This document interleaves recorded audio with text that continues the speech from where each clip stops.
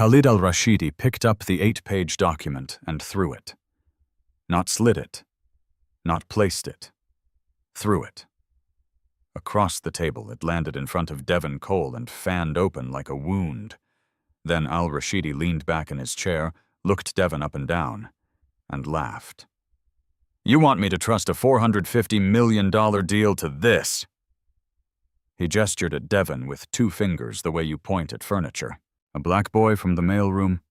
Nobody spoke. Al-Rashidi wasn't finished. He turned to his assistant and said it in Arabic, slow enough for the whole room to feel the weight. "They are joking with me. A black child who pushes carts. This is their cultural advisor." Then he looked back at Devon, switched to English, and delivered the last line like a verdict. "Go back to your mailroom, boy. Arabic is not a language for people like you." The room didn't just go cold. It stopped breathing. Devon looked down at the document on the table, picked it up. Then he looked straight at al-Rashidi, steady, unblinking, and began to read. Out loud. In perfect Arabic. But reading that document was only the beginning. What Devon found on page 5, that's what made Khalid al-Rashidi go pale in front of his own team. "Don't go anywhere. Drop your location and local time in the comments right now. I want to know where in the world you're watching from. And if you're not subscribed yet, do it before this story ends. You'll want to be here for what comes next." The alarm on Devon Cole's phone went off at 5:47 every morning. Not 5:45, not 6 o'clock. Exactly 5:47, because that gave him precisely 13 minutes before the shift briefing in the mailroom. And in those 13 minutes, he did something nobody in that building knew about. He sat in his car in the underground parking garage 2 levels below Pennsylvania Avenue, opened a language podcast on his phone, and let Arabic fill both ears the way rain fills a quiet street. He had been doing this for 3 years, every morning. Same garage, same concrete pillar he always parked beside. The fluorescent light above flickered once when it rained, and twice when the temperature dropped below freezing. He knew the rhythm of that light, the way he knew Arabic verb conjugations intimately, without having to think. By 6:02, he was upstairs. Meridian Capital Group occupied floors 3 through 22 of a glass tower on Pennsylvania Avenue in northwest Washington, D.C. Devon's badge gave him access to floors 1 through 3. The mailroom. The loading dock. The service corridor that carried a permanent smell of printer toner and recycled air. That was the official boundary of his world in this building. His cart was silver and slightly dented on the left side from an incident involving a revolving door in 2022 that he preferred not to revisit. He pushed it through the service elevator every morning, then through each accessible floor, delivering sealed document folders and overnight packages to assistants who signed without looking at him and executives who didn't look at all. He was 26 years old. He had worked here for 3 years. He was invisible, not in a dramatic way, not in a way that caused scenes or friction, just invisible in the quiet, daily, grinding way that certain people become invisible in certain buildings when their uniform designates them as furniture rather than person, when their role defines the ceiling of everyone else's expectations so completely that nobody thinks to look up. Devon had stopped minding, or he had repeated that to himself enough times that the sentence had gone smooth. The earbuds helped. His colleagues assumed music.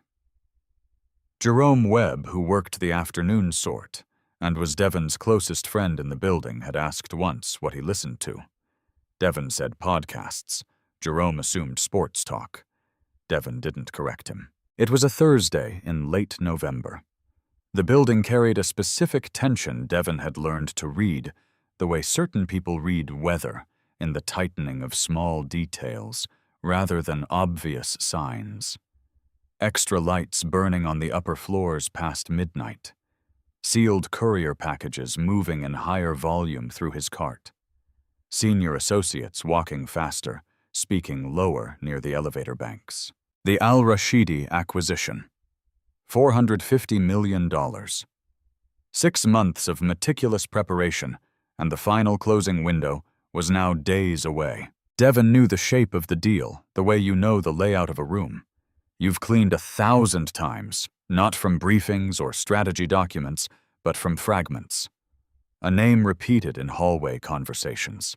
A dollar figure glimpsed on a cover sheet passing through his hands. The particular texture of urgency that soaks into the walls of a building when something enormous is approaching, and the people responsible for it can feel the ground beginning to shift. He didn't know the specifics. He had no reason to know them. Until the wrong floor. It happened at 11:18 that morning. Devon was carrying a sealed package marked for Suite 1904, the Al-Rashidi deal team's temporary workspace on the 19th floor. He pressed 19 in the elevator, wheeled out, turned left by habit, and had pushed the cart 6 steps down the hallway before he registered that the door directly ahead was open. Not Suite 1904, the main conference room, 1900. Inside, 2 men sat at the far end of the long table, neither facing the door. One held a phone to his ear. The other had a laptop open, typing steadily as the first man spoke. They were speaking Arabic, fast Arabic. The kind built out of years of shared professional routine, the speed of men who have been having the same conversations long enough that they no longer think about being overheard. Devon stopped pushing the cart. The man on the phone was Al-Rashidi's chief of staff. Devon had seen his photograph once on a cover sheet passing through his hands, a formal headshot name printed below in English and Arabic. Tariq. He was speaking to someone in the Dubai office, and the frustration in his voice was barely compressed. Devon understood every word. Tariq was explaining that the American legal team had failed to notice a revision made to the indemnification clause in the 7th draft of the contract. The revision had narrowed the liability window substantially. If Meridian's team responded to the clause as written in Draft 5, the version their contracted translators had been working from, they would be negotiating against terms that no longer existed. The financial exposure could reach tens of millions of dollars. Then Tariq said something else. He said they should let Meridian make the mistake. He said it would simplify the renegotiation considerably. Devon stood in the doorway. The ventilation hummed steadily above him. A paper coffee cup sat forgotten near the speakerphone at the center of the table, a ring of cold brown liquid dried at its base. He stood there for 4 seconds. He counted them. Then he turned, delivered the package to Suite 1904, signed the delivery log, and rode back down to the mailroom. He said nothing to anyone. Jerome was eating a sandwich at the sorting table when Devon returned. He looked up. "You good?"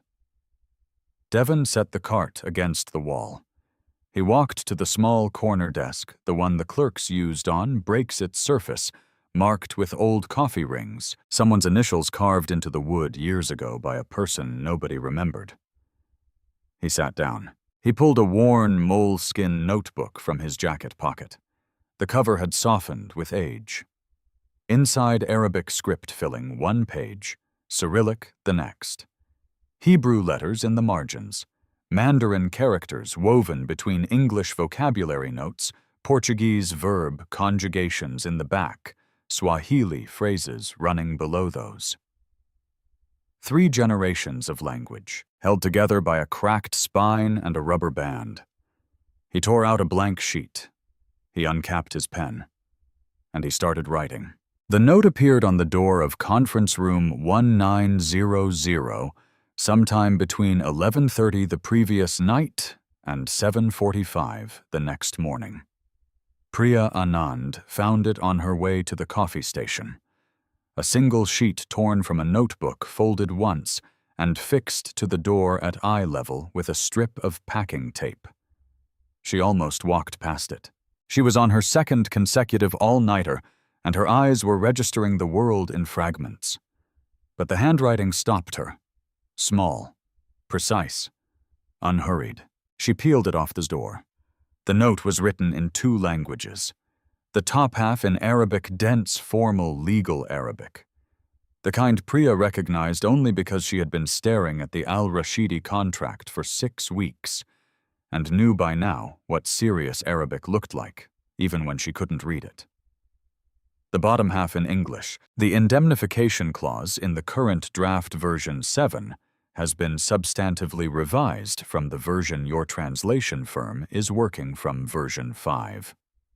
The liability window has been narrowed. If your team responds to the version 5 language, you will be negotiating against terms that no longer exist. Corrected clause reference and full language above. No name, no claim, just the truth. Priya read it twice.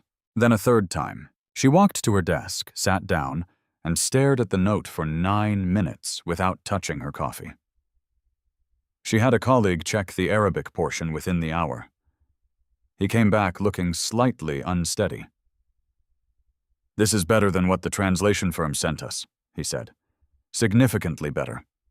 Where did this come from?" Priya didn't answer.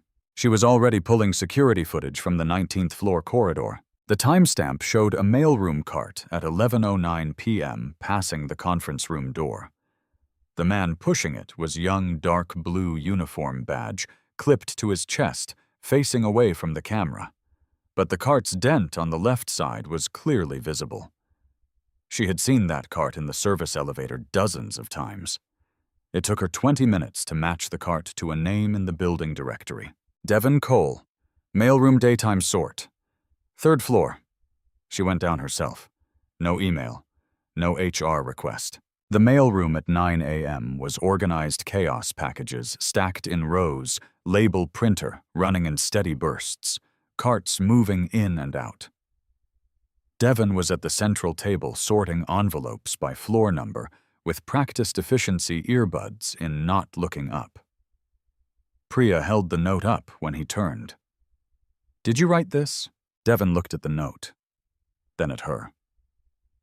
His shoulders pulled inward almost imperceptibly, the reflex of someone who has been in trouble before for things they didn't expect to be in trouble for. "I shouldn't have left it. I'm sorry." "Sorry." Priya looked at him steadily. "This translation is more accurate than what our contracted firm submitted. Their rate is $700 an hour. Where did you study Arabic?" Devon was quiet for a moment. "I didn't. Not officially."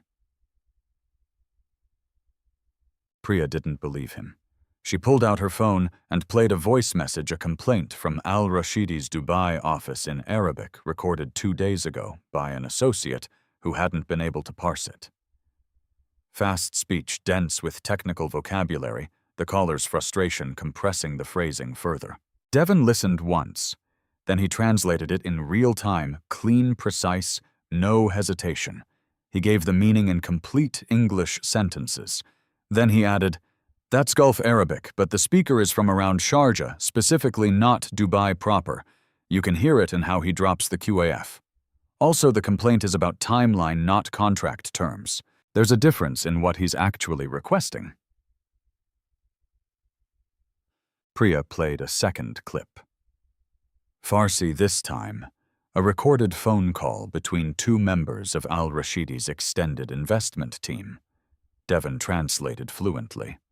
Then he paused. The second speaker isn't Iranian Persian. The accent patterns are different. I'd say he grew up in Afghanistan, Dari-speaking household acquired Farsi formally later. Small distinction, but it affects how literally you should read his use of formal language. He's performing deference he doesn't feel. Priya played a third. Mandarin. Dense business negotiation layered with idiomatic expression. Devon translated without stopping. Then he paused at a single phrase and said, "This expression can mean either patient cooperation or resigned tolerance.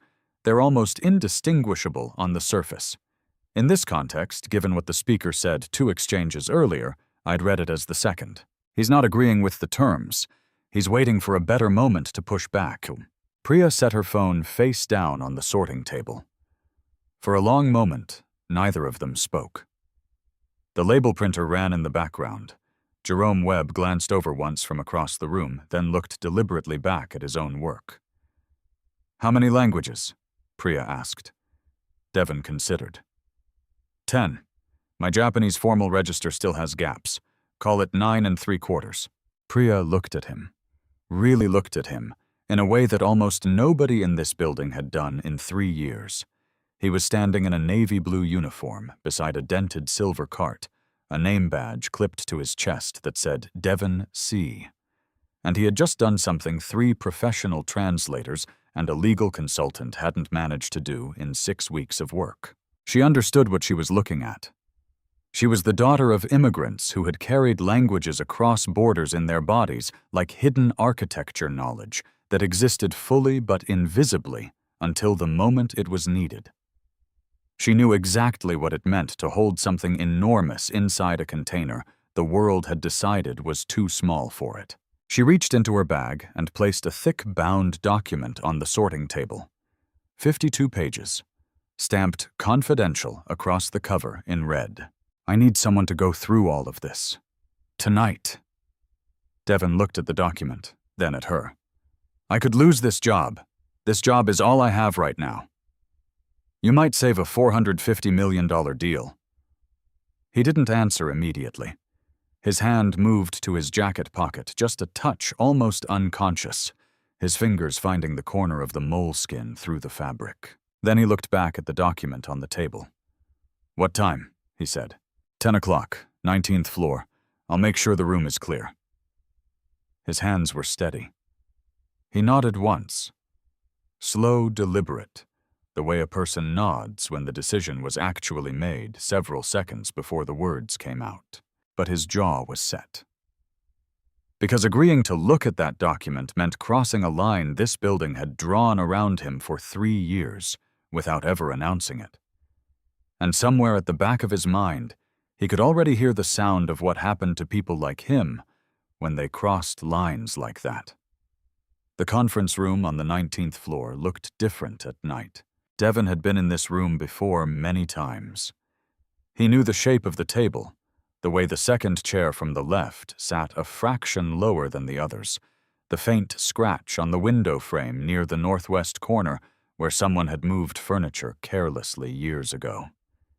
He had cleaned this room, vacuumed this carpet, emptied the waste bins along the wall and wiped the whiteboard blank and set fresh pens in the tray along the bottom rail ready for whoever would stand there in the morning. He had never sat at this table.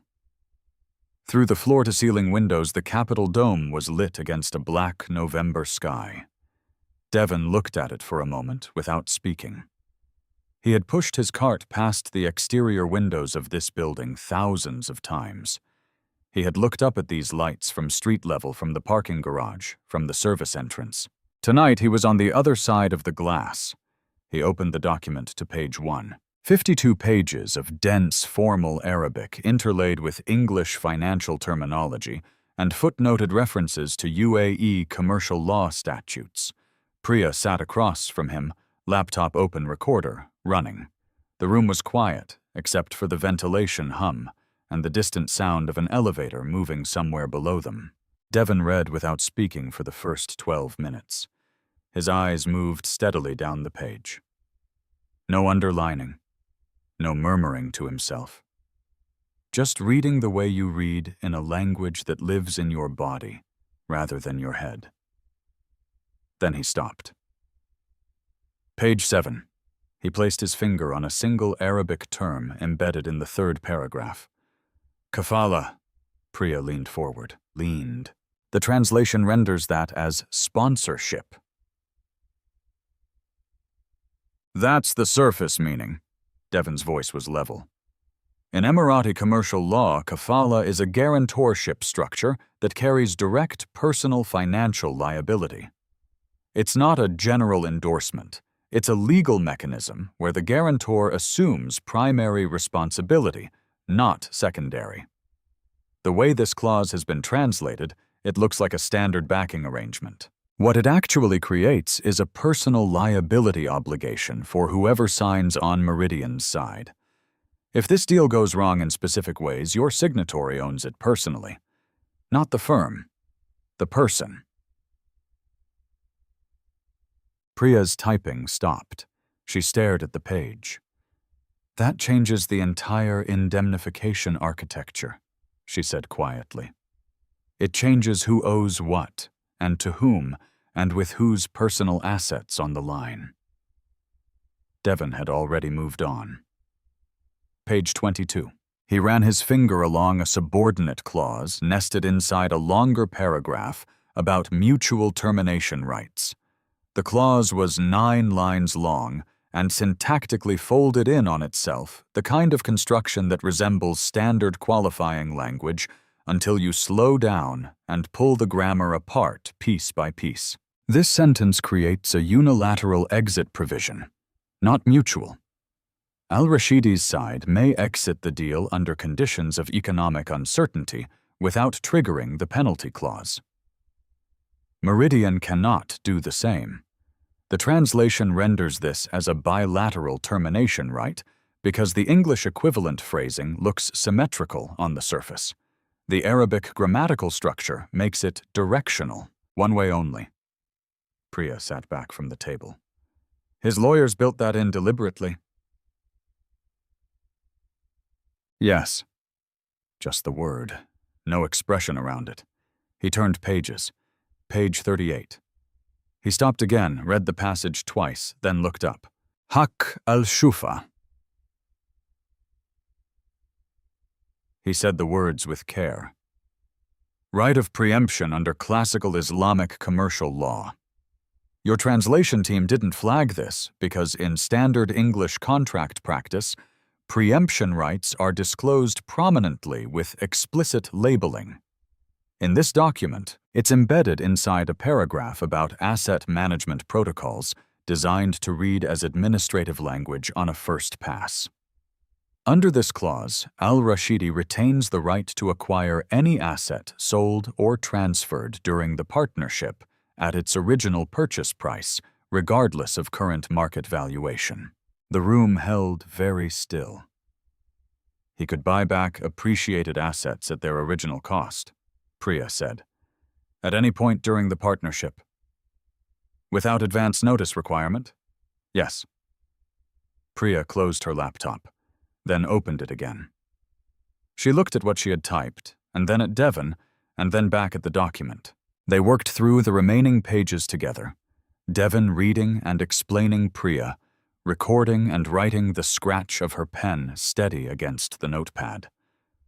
By the time they reached the final page, her handwriting had compressed into shorthand because her hand couldn't keep pace with what Devon was saying. 14 critical errors in the translation. 3 deliberate structural traps embedded by Al-Rashidi's legal team, each one designed to be invisible to a reader working from a translated version rather than from the original Arabic source. At 2:17 in the morning, Devon's phone lit up on the table. Jerome, bro, where are you? It's 2 in the morning. Devon looked at it. Working late. Don't ask. 30 seconds later, you in trouble. Devon looked at the document. At 52 pages that 3 professional translators and a legal consultant on retainer had spent 6 weeks failing to read correctly. At 14 errors. At 3 traps nobody had seen. Not yet, he typed. He set the phone face down. Do you understand what just happened in this room? Priya's voice had changed. Quieter now. The way voices get when something unexpected has entered the space and the air needs to accommodate it. Our contracted translator, 2 senior associates, and a language consultant we've had on retainer for 4 years. They spent 6 weeks on this document. You did this in 4 hours. Devon looked down at his hands. Ink on his right index finger from the pen. A faint callus on his left palm from 3 years of gripping a cart handle every morning. The same hands that had sorted the mail in this building into neat stacks on the same table, in the same mailroom day after day, while this document sat on the 19th floor being slowly, systematically misread. I just read it, he said. That's all I did. Priya stared at him for a long moment. Then she reached for her phone. Devon placed his hand over hers. Not forceful, just a pause, deliberate and quiet. Wait. His voice was steady, but something behind his eyes had shifted into alertness. Who are you going to tell Isaiah Cole never finished high school? He left at 15 to support his mother and 2 younger sisters after his father's health failed, and from that point forward, the education he received arrived not from classrooms, but from the kind of attention that survival sharpens in a person. He learned to listen, to watch, to notice what people revealed when they believed nobody of consequence was paying attention. By 22, he was the bellhop at the Willard Hotel on Pennsylvania Avenue in Washington, D.C., one of the finest hotels in the capital, a place where presidents had stayed, where diplomats moved through marble corridors, where the quiet business of power got conducted between the formal proceedings happening across the street. Isaiah carried luggage called "People, Sir and Ma'am," wore his uniform without complaint, and listened to everything. He picked up French from a Haitian diplomat who stayed at the Willard every October. The man spoke English but preferred not to, and Isaiah began responding to his requests in French after 3 weeks of quiet study, a library book, a borrowed phrase guide, 30 minutes every night before sleep. The diplomat never acknowledged it directly, but his tips increased considerably. Russian came from a Georgetown professor who visited the hotel bar every Thursday evening, drank bourbon alone, and after several months of silence began talking to Isaiah. The professor was writing a book about Cold War diplomatic language and was lonely in the way that isolated, brilliant people become lonely completely, and with nowhere to put it. He taught Isaiah in exchange for someone to talk to. Isaiah learned fast. The professor was careful never to show how impressed he was. Arabic came later, and it came from a Saudi diplomat named Faris al-Amin, who had a standing 6th-floor reservation every spring, who prayed facing the window, tipped exactly 20%, and always remembered Isaiah's name, which was rarer in that building than it should have been. One evening in 1967, Al-Amin's interpreter failed to appear for a dinner meeting with 3 American trade delegates. The hotel manager was sweating through his jacket in the corridor when Isaiah walked past with an empty luggage cart. Something made Isaiah stop. He set the cart aside. He told the manager quietly that he spoke Arabic. The manager stared. Isaiah repeated it. The manager sent him in. Isaiah translated for 3 hours that night. The meeting covered shipping rights tariff language and a clause dispute that had stalled a bilateral trade document for 11 months. Isaiah rendered every exchange, accurately held the tone of both rooms simultaneously, and flagged once carefully, without drawing attention to himself, when he believed a phrase had been culturally misread by the American delegates. The clarification resolved the dispute in under 40 minutes. When the meeting ended, Al-Amin shook the manager's hand. The American delegates thanked each other. Nobody looked at Isaiah. Nobody said his name. He went back to the luggage cart, added 17 new Arabic vocabulary words to his notebook before going to sleep, and reported for his morning shift at 6 o'clock the following day, as though nothing had happened. Because for everyone else in that room, nothing had. He had 3 notebooks by the time he died, covers soft with handling spines, cracked pages filled with a compressed, careful handwriting across 5 languages. He gave them to Devon when Devon was 9 years old, 2 months before the cancer made itself undeniable. He sat the boy on his knee in the small living room in Southeast D.C. and said, "A language is a door, Devon. Every door you open, someone on the other side has been waiting their whole life to finally be understood." Devon's father, Marcus, had been a military Arabic translator during the Gulf War. He came back different, quieter in the wrong places, loud in others, moving through the apartment like a man still trying to locate himself on a map that had stopped making sense. He left when Devon was 7. The only thing he left behind was a military Arabic English phrasebook with his own handwriting in the margins corrections, Phonetic guides phrases that didn't translate cleanly in either direction.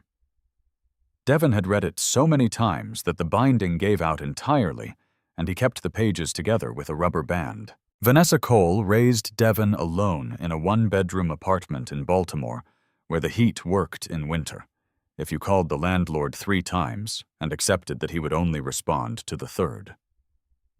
She worked 2 jobs and never once asked Devon to apologize for how much he read. His library card was the most used object he owned by the time he was 12. He was identified as gifted in the 4th grade. The school's enrichment program lost its funding the same semester. At 18, he was accepted to Georgetown University's School of Foreign Service. The financial aid package fell $17,000 short of what he needed. He deferred for 1 year to work and close the gap. The year became 2, then 4, then 7. The acceptance letter remained folded inside Isaiah's first notebook, its creases worn soft from too much handling. At 23, he passed every language evaluation for a State Department interpreter position, Arabic, Farsi, and Mandarin. The examiner told him his Arabic was the cleanest she had assessed in 4 years of testing. Then she told him the position required a bachelor's degree. He thanked her and took the metro home. He took the mailroom job at Meridian Capital because the building was full of international documents, and he was learning something new from every sealed folder that passed through his hands. He told himself it was temporary. 3 years later, that word had lost its shape entirely. Every morning at 5:47, he sat in a parking garage 2 levels below Pennsylvania Avenue and let Arabic fill the dark around him. Nobody asked why. Nobody asked anything at all. Craig Brennan's office occupied the northeast corner of the 18th floor, with a window that faced the Washington Monument on clear days and gray sky on all others. On the credenza behind his desk sat a photograph taken in Abu Dhabi 2 years earlier. Craig and Khalid al-Rashidi on a golf course at sunset, both men squinting into the same golden light, both laughing at something that had already passed out of frame. It was the kind of photograph that announces itself before a word is spoken. The kind that says, "I belong in rooms like this," like, "I have always belonged in rooms like this." Priya noticed it when she walked in. She was carrying Devon's torn notebook page in one hand and her phone in the other, and she had a recording and 14 documented errors, and the particular resolve of someone who has already decided that what they are about to do is right, even if it costs them something. Craig was on his 2nd espresso. He gestured at the chair across his desk without looking up. "Give me 2 minutes." Priya sat down. She looked at the photograph, then at the window, then at the photograph again. 4 minutes passed. Craig set his papers aside and looked at her. "What have you got?" She played the recording. Devon's voice filled the room, steady, methodical, working through the document, with the precise confidence of someone who is not translating so much as thinking aloud in a language that lives in him. The kafala explanation. The unilateral termination clause. The preemption right on page 38. Craig listened with his elbows on the desk and his hands folded beneath his chin, and for 90 seconds the only sound was Devon's voice and the faint ambient hum of the floor. Then Craig raised one hand. Priya paused the recording. "Who is this new associate, someone from the DC bar program?" "He works in the mailroom." The room went quiet in a particular way. Not the quiet of surprise. The quiet of something recalculating. Craig lowered his hands slowly. He looked at Priya the way a person looks at something they need to hear twice before they are willing to process it. Then he made a sound short and hard and not warm, a laugh that was mostly a statement. "The mailroom." He repeated it the way you repeat something to make it easier to dismiss. "A mailroom clerk identified 14 errors that our contracted translation firm missed. In 4 hours, yes. Craig stood up. He walked to the window with both hands in his pockets. The monument was pale in the winter morning light, clean and severe against a white sky. He stood looking at it for a moment before he spoke, and when he did, his voice had dropped into the register. Priya recognized the deliberate, reasoned tone Craig used when the decision had already been made and the explanation was being assembled around it. Al-Rashidi is not just a client. He is a 12-year relationship that I have managed personally. This specific deal has taken 11 months to reach this point. He turned from the window. This is a man who conducts business at the level of heads of state. He has a precise and non-negotiable understanding of what professional engagement looks like, of who belongs in a room, and what their presence communicates. If he finds out that someone from our mailroom had access to his confidential documents, he would also find out that person caught errors that could have cost this firm tens of millions of dollars. That is not the point. Then what is the point, Craig? He sat back down. He folded his hands on the desk. His voice became patient and unhurried in the specific way that patience becomes a form of pressure.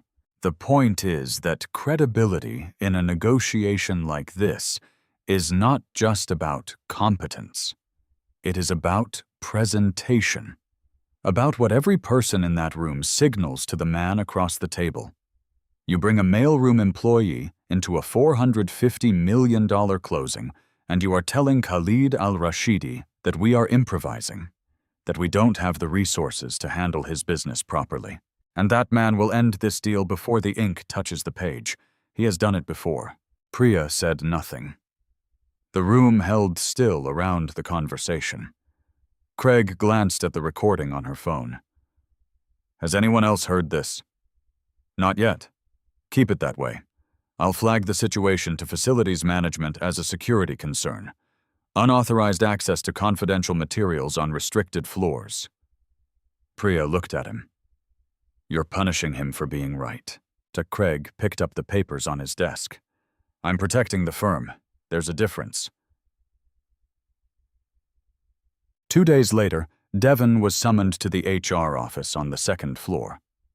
A woman named Sandra, who had a carefully neutral voice and the expression of someone delivering a message she had not written, explained that a routine access review had resulted in an adjustment to his building clearance.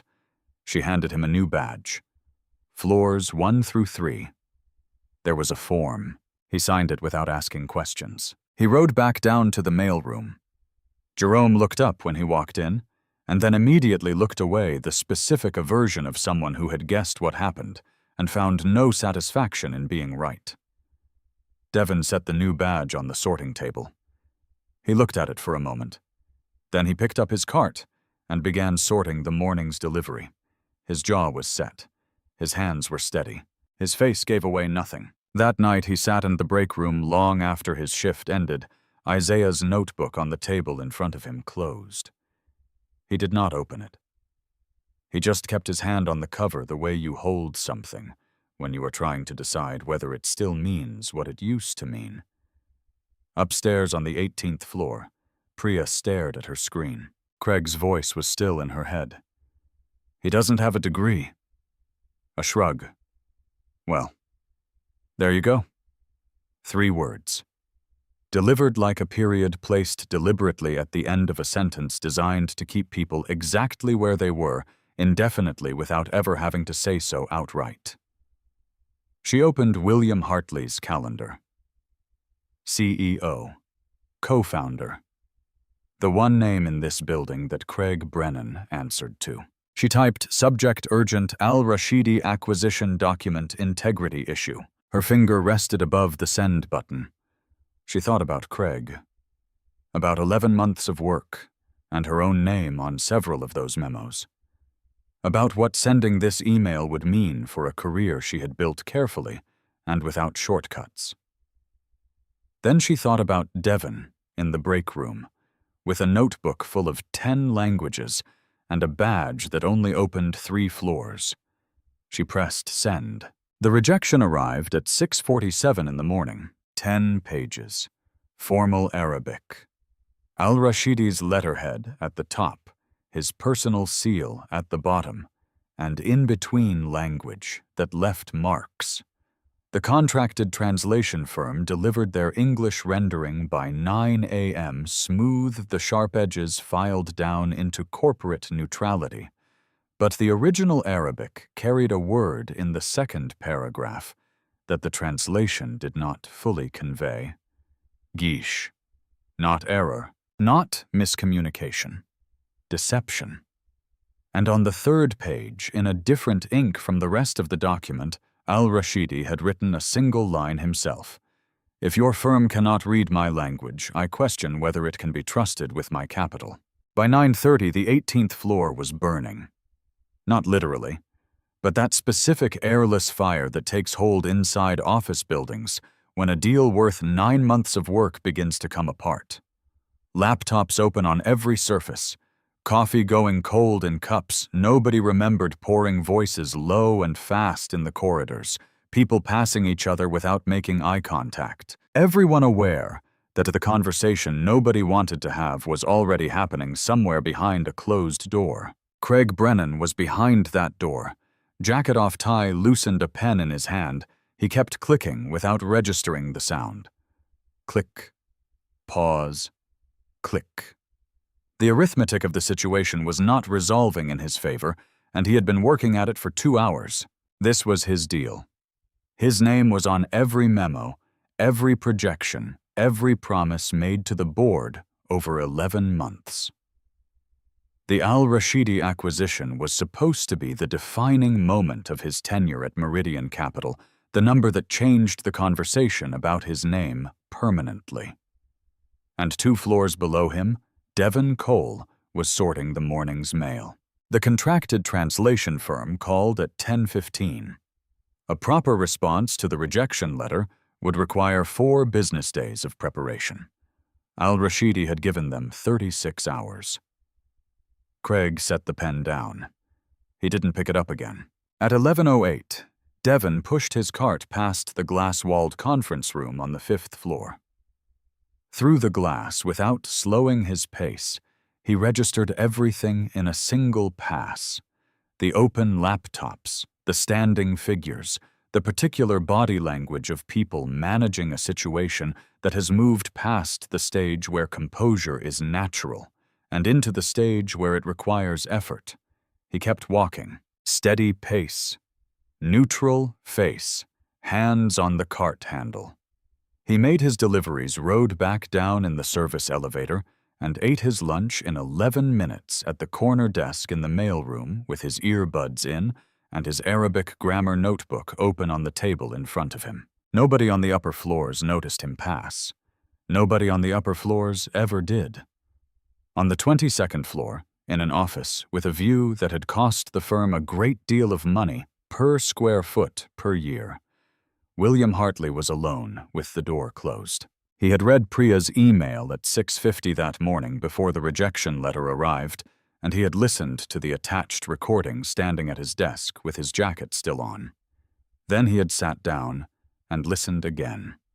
Devon's voice, unhurried, methodical, moving through 52 pages of dense legal Arabic with the clarity of someone who is not performing proficiency, but simply living inside it the way you speak in a language you have inhabited for years rather than studied from the outside. Hartley took off his reading glasses. He pressed his fingertips together and looked out his window at Pennsylvania Avenue below at the early morning traffic and the gray November sky and the steady, ordinary movement of a city that did not know what was happening 22 floors above it. He had built this firm over 2 decades. He had made decisions he was proud of, and some he still turned over in his mind late at night.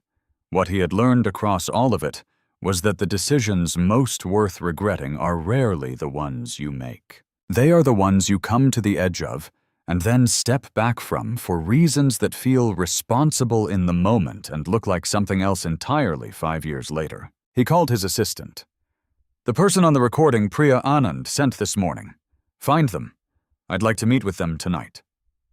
Devon was in his car at 7:15 p.m. Level 2 of the parking garage. Concrete pillar. the fluorescent light above him steady in the cold air. Arabic in both earbuds, Quranic Arabic tonight, the formal classical register, the kind with grammatical structures that surface in certain legal documents written by men trained in the traditional scholarly method. His phone rang. An internal number he didn't recognize. "Mr. Cole, this is the office of William Hartley. Mr. Hartley would like to meet with you this evening if you're available." Devon removed one earbud. The garage was very quiet around him. "What floor?" 22nd. A pause. Air moved through the concrete levels in a low current. "My badge doesn't go past the 3rd floor. It will tonight." Devon sat with the phone face down on his thigh after the call ended. He looked at the steering wheel, then at the ceiling of the car, then at the glove compartment. He opened it. Isaiah's first notebook was inside the oldest one, its cover dark and smooth from decades of handling. He took it out and held it the way you hold something whose weight is not only physical. Then he opened the back cover and removed the folded paper that had lived there for 8 years. The Georgetown acceptance letter, creases soft from too many openings to count. He read it once, the way you read something you have memorized but still need to see. He folded it back. He returned the notebook. He got out of the car. He did not go home to change. Navy blue polo dark slacks, the same clothes he had sorted mail in all day. He had no credential on paper to carry into that room. No diploma, no title, no institutional stamp of legitimacy. He had something else entirely. He walked through this building's main entrance and pressed the button for the 22nd floor. The elevator rose through the interior of a building he had moved through invisibly for 3 years, floor by floor, and for the first time the numbers above the door were climbing past 3. Tonight, the building was finally going to look back. The conference room on the 22nd floor held 10 people, and the particular silence of a room where everyone present knows something is about to happen, and nobody is certain yet what shape it will take. William Hartley sat at the head of the table. Susan Klein, co-founder, 71 years old, rarely present for day-to-day operations, sat to his right, with her hands folded on the surface, and the careful attention of a person who has spent 4 decades knowing exactly which rooms to be in. Craig Brennan was near the window jacket, off 2 buttons undone, carrying the exhaustion of a man who has been running toward something for 11 months and has only just begun to understand it is a wall. Priya sat in the middle of the table. 2 junior associates flanked her. The general counsel was at the far end with a notepad already open. Devon Cole sat in the chair second from the last. White button-down shirt, slightly wide at the shoulders, borrowed from Jerome the previous evening, when Priya texted to say, "Dress professionally, if possible." Dark slacks. No tie. His visitor badge had his name on it in Hartley's own handwriting. Craig saw Devon the moment he walked in. He leaned toward Hartley and said low, but not low enough. "You're not seriously going to—" Hartley didn't look at him. "Sit down, Craig." The screen connected at precisely 9 o'clock. Khalid al-Rashidi appeared from his Dubai office. White thobe, gold-rimmed glasses, silver hair precisely cut. Behind him, framed Islamic calligraphy manuscript pages behind glass, the quiet exhibition of a man who understands that everything visible in a room is making a statement. His face was composed and flat. The expression of a man who decided before entering that this meeting was a formality preceding his departure. He greeted the room in Arabic. Formal Gulf dialect, crisp. The junior associate assigned to handle the opening exchange delivered a rehearsed response that was grammatically adequate and tonally wrong in 3 separate ways. Al-Rashidi's expression held. His right eyebrow moved barely the specific movement of a teacher watching a student misspell their own name. He switched to English, unhurried. Each word selected with the deliberateness of someone who understands that language is the first demonstration of power and the last thing a person relinquishes. He went through the list. The translation failures, the contractual errors, the weeks consumed by incompetence. The document returned because the people responsible for reading it had not read it. He questioned whether Meridian possessed the sophistication to manage a transaction at this level. He said his time was finite and non-renewable, and this engagement had consumed too much of it already. The room held still.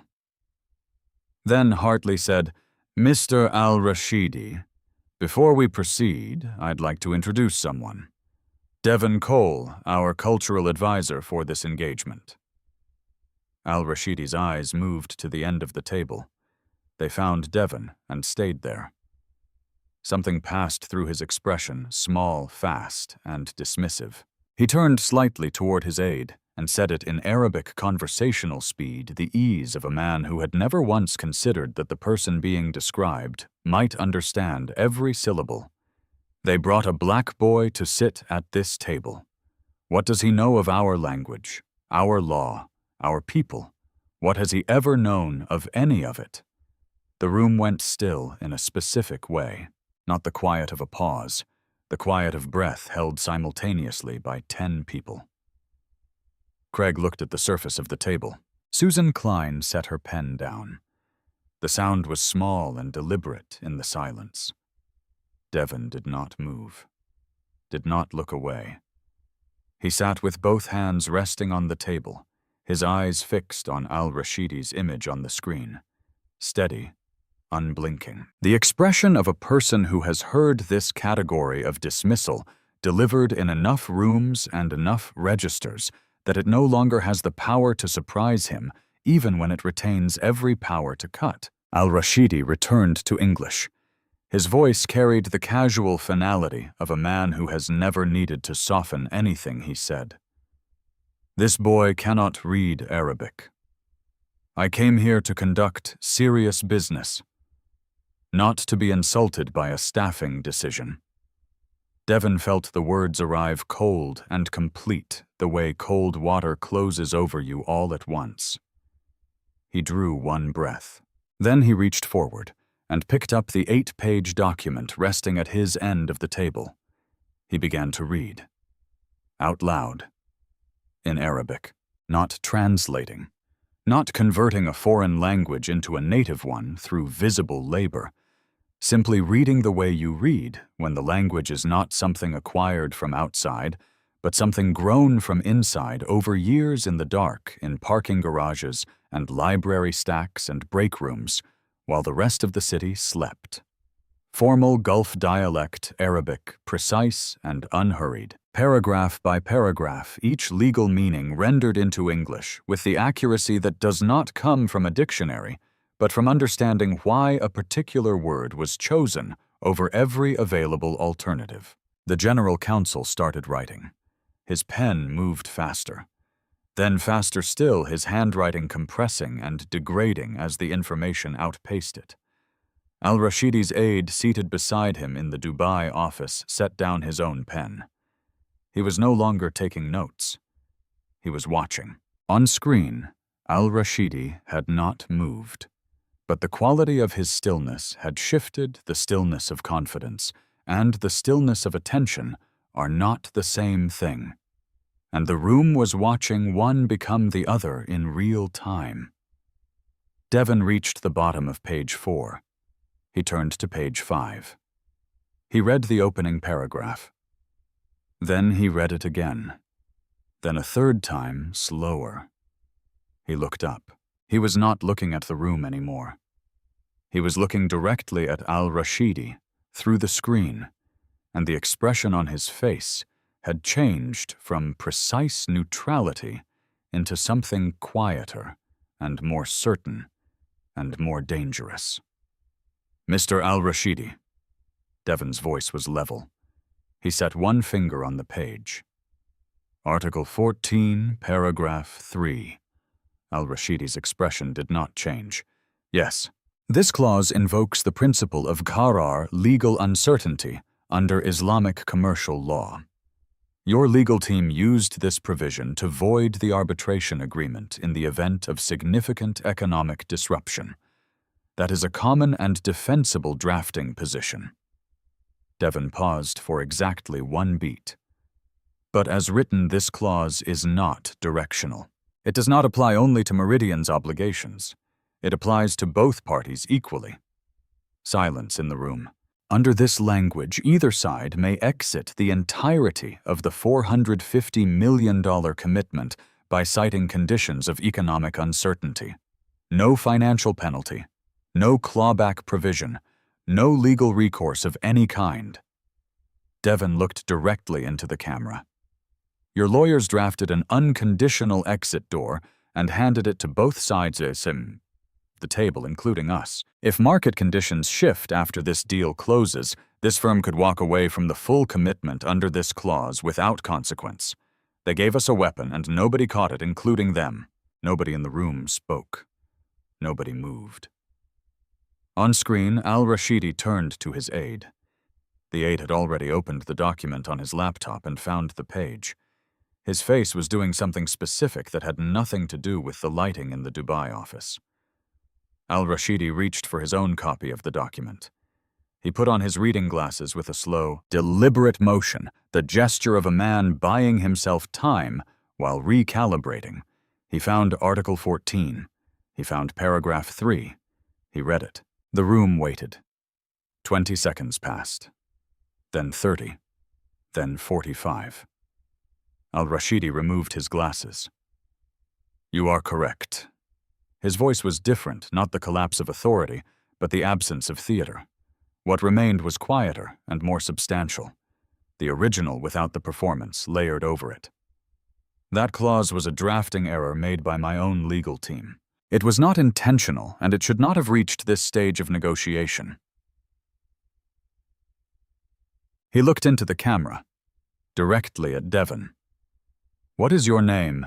Devon Cole. What is your position at this firm, Mr. Cole? The question stayed in the air. Every person present in the Washington conference room and in the Dubai office held still. It was the kind of silence that forms when everyone in a room simultaneously understands that something is ending and something else is beginning, and the exact nature of each remains undetermined. William Hartley spoke, quietly, without ceremony. He is the most qualified person in this room for this conversation. At the far end of the table, Craig Brennan sat completely still, both hands flat on the surface, looking at the wall to his left. He was a man watching the architecture of his assumptions disassemble in front of him in real time, and he had no vocabulary prepared for the experience because he had never genuinely considered it possible. Susan Klein looked at Devon, then at the screen, then back at Devon. She said nothing, but something in her expression had settled into the specific quality of recognition that belongs only to people who have lived long enough to know what they are watching when the weight of a room shifts. The room emptied quietly. Hartley nodded to Devon on his way out, a single small nod that carried the weight of something much larger than a nod. Priya stopped at the door and held Devon's eyes for a moment. Then she pulled it closed behind her. Devon and Al-Rashidi. Alone. 3,000 miles of Atlantic and continent between them and the most direct conversation either of them had conducted in this entire story. Al-Rashidi spoke first. Where did you study Arabic, Mr. Cole? I didn't, not formally. Then how? Devon told him. Not quickly, with the specific unglamorous detail of someone recounting something true. Isaiah's 3 notebooks, soft covers and cracked spines. His father's military Arabic-English phrasebook margins filled with handwritten corrections pages, held together with a rubber band. The Baltimore Public Library, 2 hours every Tuesday and Thursday across 6 years. An imam at a mosque on North Avenue who had allowed Devon to sit in advanced Quranic study sessions for 18 months without asking for anything in return. a Yemeni graduate student named Khalil, who had met Devon in the library stacks and traded language exchange sessions every week for the better part of a year. Podcasts in a parking garage at 5:47 in the morning every morning, without a single exception. Al-Rashidi listened without interrupting. When Devon finished, the Dubai office was quiet enough that the air conditioning was audible. Al-Rashidi turned his reading glasses slowly in one hand. Then he spoke. My father was a date farmer in the interior of Oman. He never learned to read, but he could negotiate the timing and price of a full season's shipment in 4 languages: Arabic, Swahili, Hindi, and broken Persian. He did it by ear and by memory, and by a quality of attention I have spent my entire life trying to name correctly and never quite managed. A pause. People laughed at him in the markets. Merchants from cities, men with education and offices and clean clothing. His voice dropped slightly. I laughed at him once.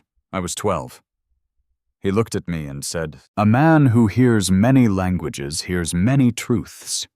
A man who hears only one believes he already knows everything." I never forgot it. He stopped. Until I did. The silence stretched between them, comfortable in the way that silences become comfortable when both people in them are being honest. I owe you an apology, Mr. Cole. Devon looked at the screen. For what specifically? Not aggressive. Precise. Al-Rashidi understood the distinction. He said at the lobby 3 weeks earlier the exact words he had used, the way he had looked at Devon, and through Devon, and past Devon, in the same motion. He did not soften the language. He did not wrap it in context or qualification. Devon listened. He did not nod along. He did not say it was fine, because it was not fine, and he had no interest in performing a forgiveness assembled for someone else's comfort. An apology means something when the behavior changes, Devon said. Not before. Al-Rashidi met his eyes through the screen for a long, unguarded moment. I understand, he said. Devon looked at him, and for the first time in this entire story, he believed it. 15 minutes later, Al-Rashidi reconnected with the full team. His tone was different, not soft. Al-Rashidi was never going to be soft, and nothing in the previous hour had altered the fundamental structure of who he was. But the cruelty was absent. What replaced it was something rarer in a man of his specific history and position, focused, undivided attention. The kind extended only to people a person has genuinely decided are worth taking seriously. He announced that he was proceeding with the partnership. The $450 million acquisition would move forward on the corrected terms Devon had outlined. Both legal teams would address the drafting errors within 48 hours. Then he added one condition. Devon Cole is to be assigned as the primary language and cultural consultant for the full duration of this partnership. That is not a preference. It is non-negotiable. He looked into the camera. In 30 years of international business, only one person has ever found an error in my own documents before I did. I intend to keep Mr. Cole in a position where that remains possible. The room held the announcement for a moment. Then Susan Klein stood up, 71 years old, co-founder. A woman who had built something from nothing and watched it become this, and had sat in rooms exactly like this one for 4 decades. She brought her hands together once, slowly, then again. The sound was deliberate and unhurried. Priya joined, then a junior associate, then the general counsel, then Hartley. The applause filled the room, not the reflexive, performative kind, but the measured and genuine kind that happens when people are acknowledging something that surprised them, and in surprising them, changed them slightly. Craig Brennan was not in the room. He had left before the reconnection, quietly and without eye contact, and nobody had watched him go. Devon stood in the center of it and let it happen. He didn't perform emotion. He didn't smile for the room or arrange his face into the expression of a man receiving what he always deserved. He just stood there in the room he had cleaned 100 times, on the carpet he had vacuumed, under the lights he had dusted, and let the moment be exactly what it was. 3 days later, there was an office on the 19th floor with his name on the door. Small room. One window east-facing. Through it, on a clear morning, the Capitol Dome was visible above the building line on Pennsylvania Avenue. Devon stood at the door and read the brass nameplate. Devon Cole, Sr.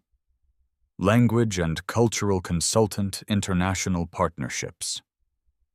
He ran his right hand across the letters, the same hand that had carried mail through this building for 3 years. The same ink-stained fingers. The brass was cold, his hand was warm, his phone buzzed. Jerome Bro.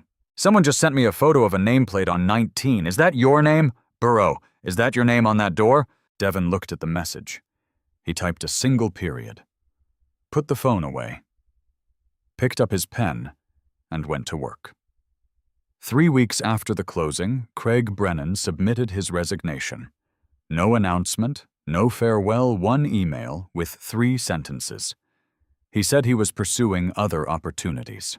The language of a man who understood that the room had changed shape definitively around him, and that he could not locate his footing in the new version of it. Hartley accepted it with one line in reply: "I hope the next room you walk into, Craig, you take the time to look at who's already in it." Devon's first formal act in the new role was not a translation assignment.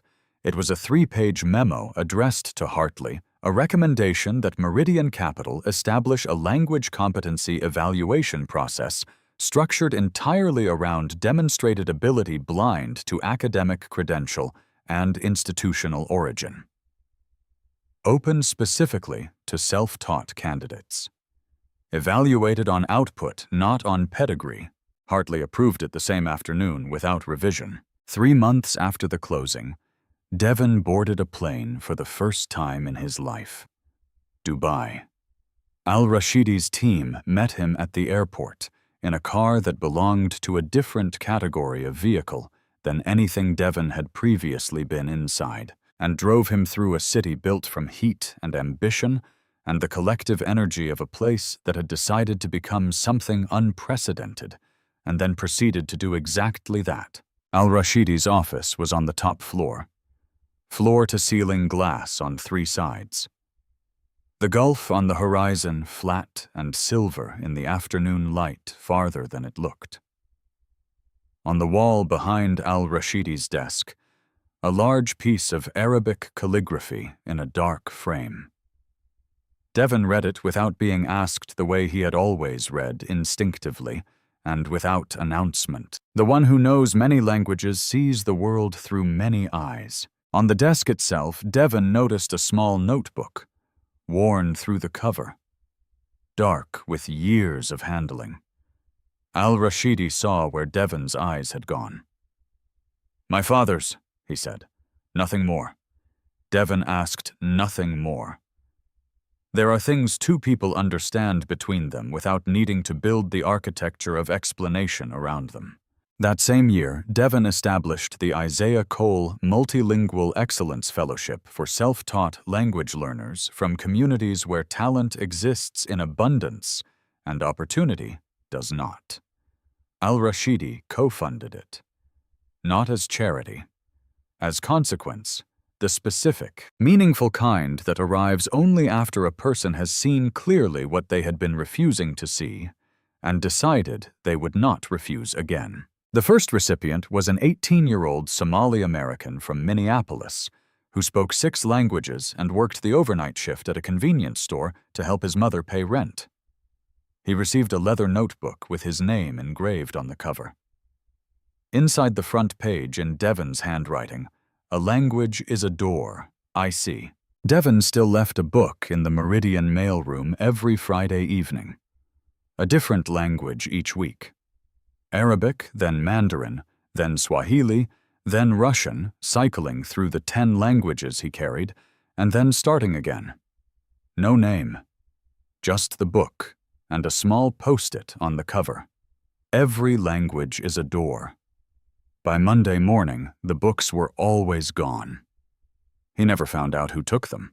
He never needed to know. The last image of this story is a simple one. Devon Cole at his desk on the 19th floor of a building he once cleaned. 2 notebooks side by side, Isaiah's worn and irreplaceable, and the new one, its pages mostly still waiting. The Capitol dome through the east window in the early morning light, steady and bright above the city. He opens Isaiah's notebook to the first page. His grandfather's handwriting. Arabic letters, careful and round, learned by ear in a hotel service stairwell 6 decades ago by a man whose name the guests never asked and never knew. Devon picks up his pen. He adds one line beneath it. Some doors are inherited. Some are built from scratch. But every single one of them was opened first by someone who refused to believe they didn't belong on the other side. There are more than 50 million people in the United States who speak a language other than English fluently. Most of them were never asked.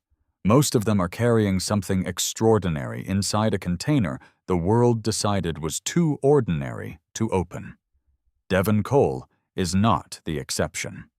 He is what the exception looks like when one person finally stops long enough to pay attention. Look at the person in front of you. Not through them, not past them, at them. You have no idea what doors they have already opened inside their own minds alone in the dark while you were sleeping. If this story made you think of someone, drop their name in the comments. And if it reminded you of yourself, say so. You belong in this conversation too. Subscribe if you haven't. Stories like this one don't wait for permission to be told.